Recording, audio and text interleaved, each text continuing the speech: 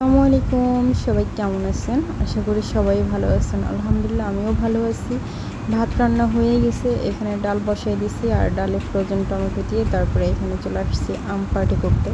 আম party বলতে আজকে ২ দিন হচ্ছে যে আমরা সবাই আম খাচ্ছি। আর এবারের আমগুলো অনেক মিষ্টি ছিল আর কয়েকটা আইটেমের আম নিয়ে আসছে, মানে বড় বিগ সাইজের হাততো আম বলে যে, এটা আমাদের আঞ্চলিক ভাষায় হাততো আম বলে, কিন্তু এটার বৈজ্ঞানিক নাম কি বা এমনি নাম কি ওটা আমি জানি না। প্রায় ১-১.৫ কিলো ওজনের হবে। তারপরে এগুলো কি আম তাও আমি নাম জানি না, কিন্তু এগুলো অনেক মিষ্টি, অনেক মধুর। আমি সচরাচর আম খাই না, কিন্তু এই আমগুলো আমার খাইতে ভালোই লাগছে। তো এগুলোও আমি খাইছি, কিন্তু হাততো আম যেটা ওটা আবার আমি অত বেশি খাই না, ওটার একটা আলাদা ফ্লেভার। তারপর আবার কিছুদিন আগে দেখেছিলাম লম্বা লম্বা আম, ওগুলোও খাইছি। আম হয়েছে যে আমার হাজব্যান্ডের প্রিয়, সেজন্য আম বেশি বেশি নিয়ে আসে। আমি আবার পানসা পানসা ফল ফ্রুট খাই, যেমন পেয়ারা, তারপর ড্রাগন ফ্রুট, এগুলো। তবে ওদের সাথে থাকতে থাকতে ১-৮ পিস খাওয়া হয়। আর আম খাইলে অবশ্যই মোটা হয়ে যায়, এটা সত্যি কথা। তাই আমি একটু কম কম খাই। আর এমনি তো আম আর কাঁঠাল আমার অত বেশি একটা ভালো লাগে না। এই যে এটা হচ্ছে আত্ম আম, কিন্তু এই আমটা খাইতে আমার কাছে মোটেও ভালো লাগে না, কিন্তু দেখতে ভালো লাগছে।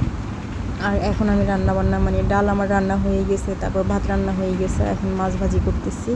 আর ইদানিং কেমন জানি আমার রান্না করতে ভালোও লাগে, আবার একদম শর্ট শর্ট টাইমে রান্না করে ফেলি, মানে অত বেশি প্যারা লাগতেছে না আমার কাছে। এবার মশলাগুলো আমি একটু বেশি করে ব্লেন্ড করে রাখছি, তো মানে এত ঝামেলা না, একদম শর্টকাট ওয়েতে রান্না করে ফেলতেছি। আর আজকের মাছ ভাজিটা মানে একদম এক চান্সে সবগুলো উল্টাই ফেলছি, মানে একটা একটা করে উল্টাইতে হয় না, একটার সাথে একটা জয়েন হয়ে আছে, রিংয়ের মতো একদম লেগে আসলো। তো এক উল্টানিতেই সবগুলো উল্টানো হয়ে গেছে। আর মাছ ভাজিগুলো সুন্দর দারুণ একটা লুক হয়েছে, একদম মুচমুচে কালার। আমি মুচমুচে কালার বলতেছি, কালারটা মানে একদম লাল লাল করা হয়েছে, একদম কুড়মুড়ে হয়েছে, দেখতে ভালো লাগছে। খালি ভাত দিয়ে খেতেও মজা হবে। আর এখন আমি মাছের জন্য মশলা কষাই নিতেছি, পেঁয়াজ, তারপর আদা রসুনের পেস্ট দিছি, হলুদ ১ চা চামচ, আর মরিচের গুঁড়া ১.৫ চা চামচ, লবণ ১ চা চামচ, তারপরে জিরা আধা চা চামচ দিয়ে ভালোভাবে একটু পানি দিয়ে মশলাটা কষাই নিছি। আর এখন দিয়ে দেবো আলু আর বেগুন। আমরা যেহেতু বইঙ্গা মানুষ, তাই আমাদের একটু সবজি দিয়ে মাছ না হলে চলে না। যারা চট্টগ্রামের মানুষ তারা আবার খায় ভুনা আর সবজিটা আলাদা করে রান্না করে খায়, কিন্তু আমরা সবজি দিয়ে মাছ রান্না করে খাই, সবজি দিয়ে অনেক সময় মাংসও রান্না করে খাই। যেমন লাউ দিয়ে মুরগির মাংসটা খাইতে কিন্তু অনেক ভালো লাগে। ওই লাউ দিয়ে মুরগির মাংসটা কিন্তু আবার আমাদের অঞ্চলে খায় না। তো যাই হোক, এখানে সবজি কষানো হয়ে গেছে, এখন দিয়ে দিলাম ঝোলের পানি। আর সবজিতে আলু থাকবে না তা কী করে হয়, আলু ছাড়া আমার চলেই না, সব কিছুতে আমার আলু লাগে।